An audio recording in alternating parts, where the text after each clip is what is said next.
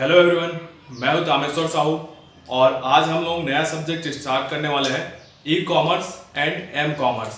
तो आज हम लोग बेसिकली ई कॉमर्स का डेफिनेशन देखने वाले हैं, इसका इंट्रोडक्शन देखने वाले हैं कि ई कॉमर्स होता क्या है। इसके बाद आने वाले नेक्स्ट वीडियोस में इसको और भी डिटेल में हम लोग समझने का प्रयास करेंगे। तो सबसे पहले हम लोग आज देखते हैं ई कॉमर्स का डेफिनेशन क्या होता है। तो बेसिकली क्या होता है कि हम लोग कोई भी सामान अगर परचेस करते हैं, अगर आप ऑफलाइन की बात करें तो कोई भी सामान परचेस करने के लिए आपको क्या करना पड़ता है, आपको स्टोर में जाना पड़ता है, दुकान में जाना पड़ता है और वहां से सामान खरीद के आपको लाना पड़ता है। और सपोज आपको कोई डिफेक्ट आ गया, सामान में कोई खराबी आ गया, तो उसको वापस करने के लिए या फिर कोई आप इलेक्ट्रॉनिक सामान खरीद रहे हैं तो उसमें अगर कोई पार्ट अगर खराब हो जाता है तो उसमें उसको अगर बदलना है तो आपको वहां फिर से जाना पड़ेगा दुकान में। तो इसमें क्या होता है, टाइम लगता है और सर्विस भी उतना अच्छा नहीं मिल पाता। तो बिजनेस को आजकल ऑनलाइन किया जा रहा है।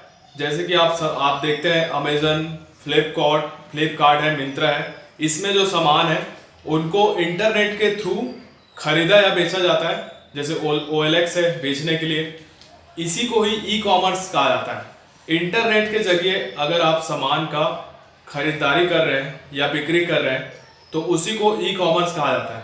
ठीक है, ई कॉमर्स दो शब्द से मिलकर बना हुआ है। ई मतलब कि इलेक्ट्रॉनिक या फिर इसी को आप इंटरनेट कह सकते हैं, और दूसरा है कॉमर्स। कॉमर्स मतलब कि ये टर्म जो है बिजनेस से रिलेटेड है। ठीक है, तो इसका थोड़ा सा हम लोग टेक्निकल डेफिनेशन देख लेते हैं कि ई कॉमर्स का डेफिनेशन क्या होगा।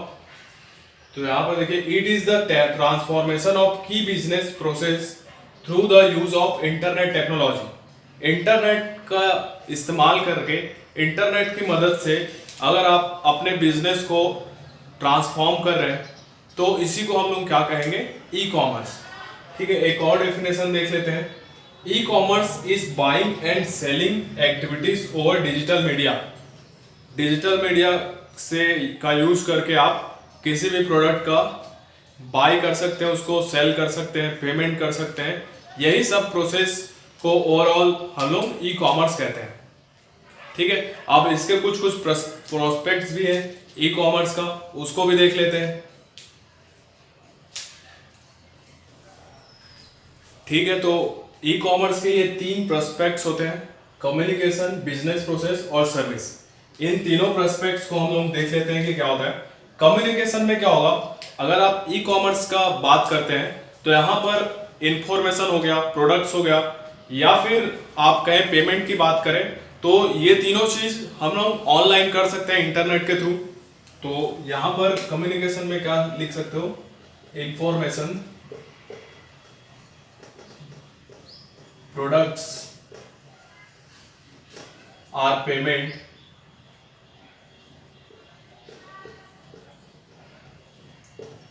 Through internet. क्लियर है। अब बिजनेस प्रोसेस की अगर हम बात करें तो जो बिजनेस प्रोसेस है वो आजकल ऑटोमेटिक हो गया है, ऑटोमेशन हो गया है। किसकी सहायता से, टेक्नोलॉजी की सहायता से।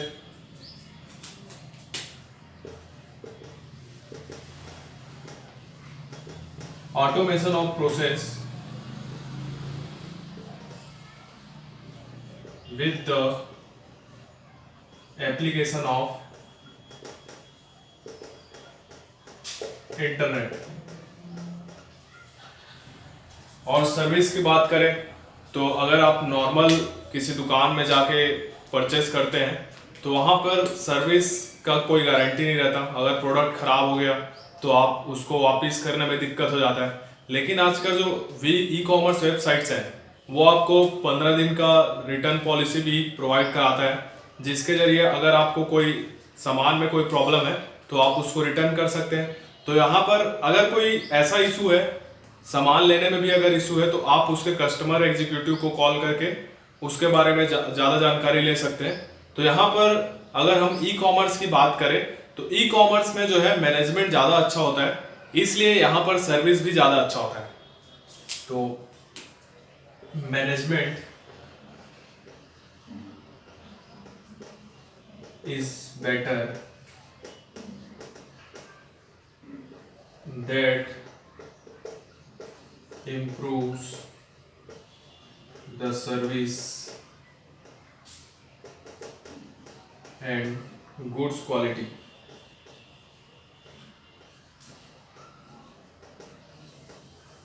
क्लियर है?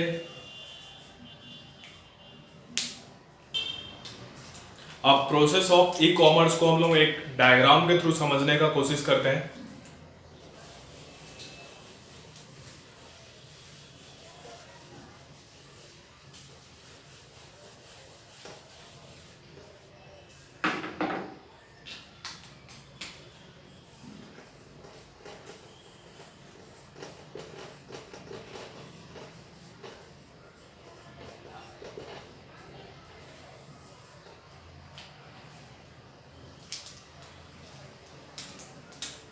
सपोज कोई यूजर है या बायर है, वो किसी ई कॉमर्स वेबसाइट से कोई सामान परचेस करना चाहता है, तो वो प्रोसेस कैसा होगा? ये सिंपल वही प्रोसेस होता है जो आप डेली लाइफ में देखते हैं। अगर आप किसी भी, जैसे कि अमेजोन से आप कोई चीज़ ऑर्डर करते हैं, तो ये यूजर है सपोज, तो ये क्या करेगा, शॉपिंग कार्ट से जो है परचेस करेगा, शॉपिंग कार्ट में पहले ऐड करेगा अपना सामान, ठीक है।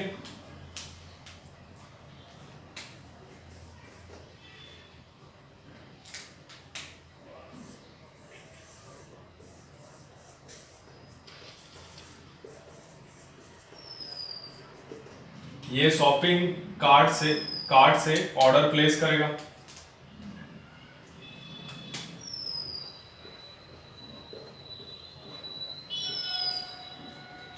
फिर उसके बाद में ये पेमेंट करेगा उस सामान के लिए।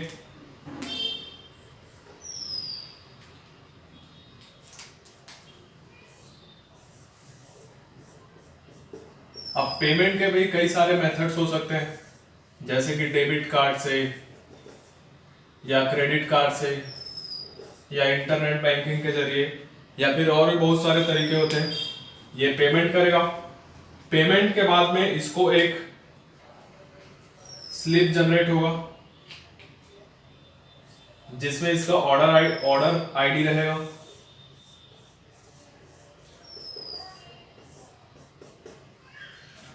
और ये जो स्लिप है उसको उसके मोबाइल नंबर पर या फिर ईमेल पर ये स्लिप उसको भेज दिया जाएगा। उसके बाद में ऑर्डर प्लेस हो जाएगा, फिर ये जो इंफॉर्मेशन है कहां पर जाएगा, वेयर हाउस पर जाएगा।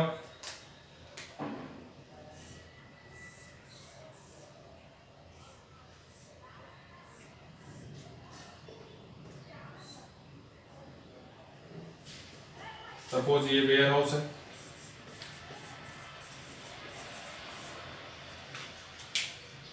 ऑर्डर प्लेस हो जाएगा,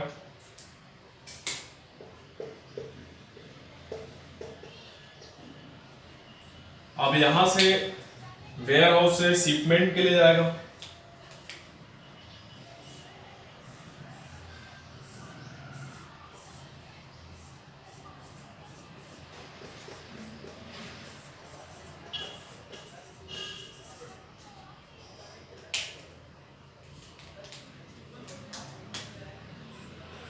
शिपमेंट के बाद इसको प्रोडक्ट मिल जाएगा।